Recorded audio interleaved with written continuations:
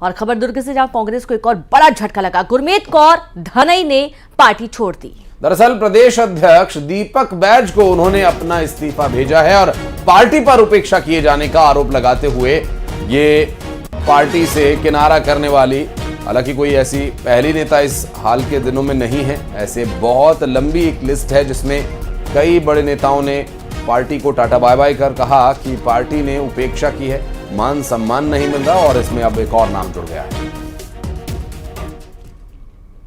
और बढ़ते आगे, आपको बता दें, इंदौर में एक रूफटॉप रेस्टोरेंट में भयानक आग लग गई और आग लगने से पूरा रेस्टोरेंट जलकर राख हो गया। आग इतनी भयानक थी कि कई किलोमीटर दूर से ही इसका धुआं दिखाई दे रहा था और उसकी जानकारी मिलते ही दमकल की टीम मौके पर पहुंची। रेस्टोरेंट के भीतर मौजूद लोगों को सुरक्षित बाहर निकाला गया। रेस्टोरेंट में बड़ी संख्या में लोग मौजूद थे। वीकेंड की वजह से बड़ी संख्या में रेस्टोरेंट में मौजूद लोगों में अफरा तफरी का माहौल हो गया और आग के बाद भगदड़ की स्थिति बन गई। फायर ब्रिगेड की टीम मौके पर पहुंची, आग को बुझाने की कड़ी मशक्कत की गई। बुरहानपुर में चलती बाइक में अचानक से आग लग गई। आग लगने के बाद चलती बाइक से युवक कूद गया और कूदकर किसी तरह से उसने अपनी जान बचाई और बाइक पर पानी डाल करके आग बुझाने का प्रयास किया गया। और रेलवे स्टेशन के पास का ये मामला बताया जा रहा है, जहां बुरहानपुर में रेलवे स्टेशन के पास एक बाइक सवार की जान बाल बाल बची बाइक में आग लगने के बाद।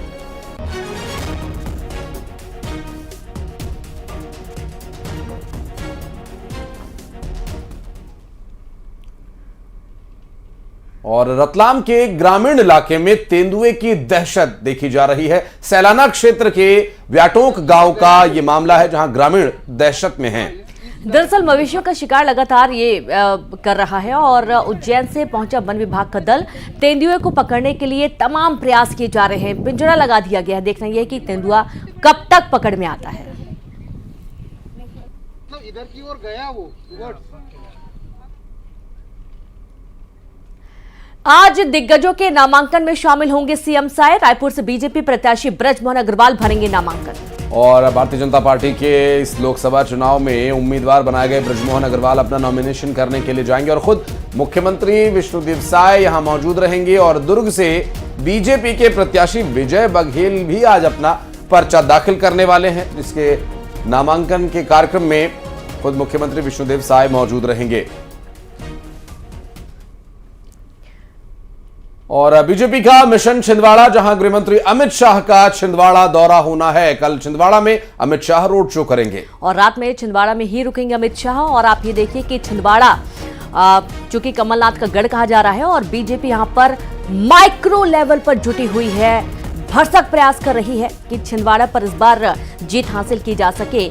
और एक बार फिर अमित शाह का छिंदवाड़ा में दौरा, जहां अमित शाह यहां पर चुनावी जनसभा को संबोधित करेंगे।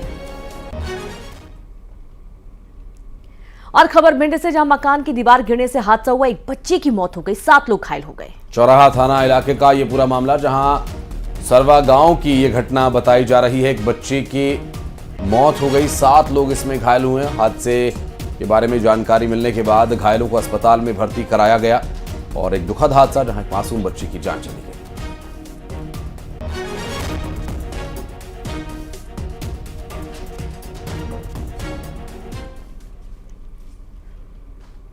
और खबर मुंबई से, जहां मुंबई में सलमान खान के फ्लैट के बाहर हुई फायरिंग के मामले में जानकारी मिल रही है कि शूटर्स का हरियाणा और राजस्थान से कनेक्शन है।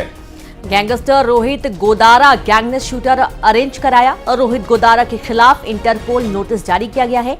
दोनों हमलावरों की तस्वीरें वायरल कर दी गई हैं।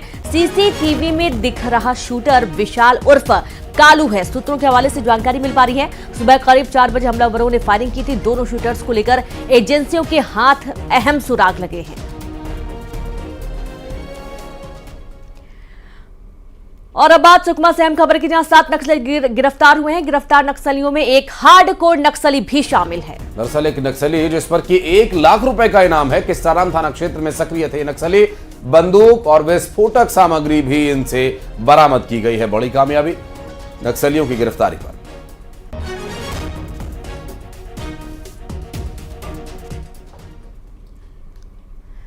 खबर अंबिकापुर से, जहां अंबिकापुर में दुष्कर्म का आरोपी गिरफ्तार किया गया। मध्य प्रदेश के सिंगरौली से इसे गिरफ्तार किया गया है। आरोपी पर था 5,000 का इनाम। पीड़िता से मारपीट कर किया था दुष्कर्म और अब आरोपी को गिरफ्तार कर लिया गया। अंबिकापुर का पूरा मामला, दुष्कर्म का आरोपी गिरफ्तार हो चुका है।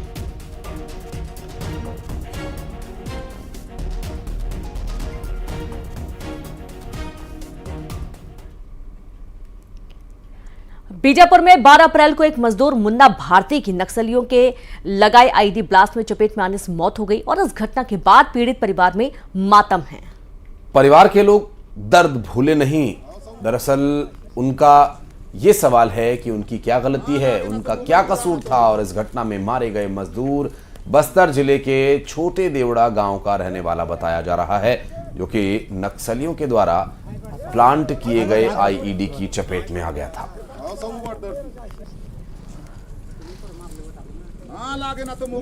अब वही बम ब्लास्ट हुआ। हाँ, उसमें नहीं, मैं तो अब सुना था पहले वैसे होता है बोल के उस क्षेत्र में।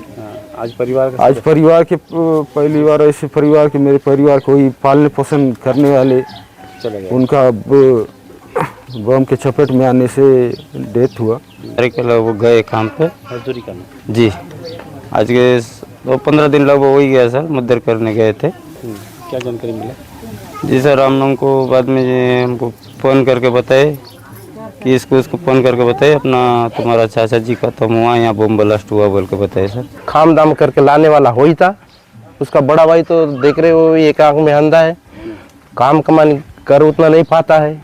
घर में 6-7 परिवार होते हैं, पूरा कमाई हुई करता है, अधिकतर बाहर भी जाता है। घर का कमाई कहीं से भी उसके जरिया जो चल रहा था ये परिवार को पालन पोषण। और जो मजदूर जो करने तो हर कोई जाते हैं, लेकिन मजदूरों के साथ इस प्रकार का घटना नहीं होना चाहिए।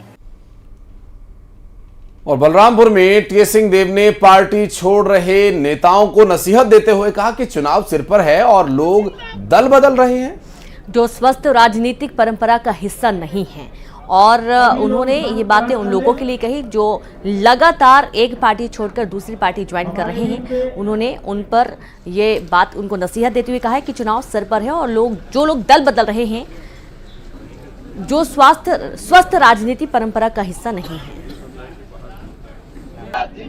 यह है दुर्भाग्य से, और कुछ भाजपा से आए हैं, कुछ कांग्रेस से भाजपा में जा रहे हैं। मैंने कभी इसको स्वच्छ नहीं माना। मैं इसको स्वस्थ राजनीतिक प्रक्रिया परंपरा नहीं मानता। जब समय नहीं है तब जाइए, आपका विचार है तो आप जाइए, लेकिन ऐसे समय पे जाके फिर वही वाली बात कि कहीं कोई आदान प्रदान इत्यादि, तो वो अच्छा प्रजातंत्र के लिए अच्छा नहीं है।